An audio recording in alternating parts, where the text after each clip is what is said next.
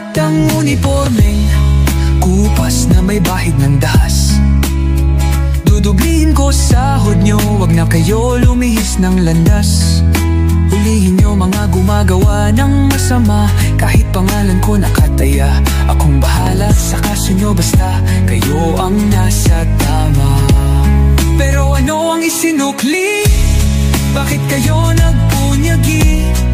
Pinakain nyo sa mga estranghero ang 80 na lolo'y parang may mali.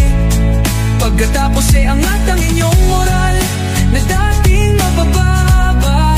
Grabe ang isinukli, parang dumukot ng tae. Tapos nilagay sa kamay, sabay sampal sa kanyang mukha. Mahal ko ang Pilipinas, di ako papapi. Ipinanganak ako sa bayang mapagtimpi. Ipaglalaban ko ang kalayaan, kahit ako'y masawi.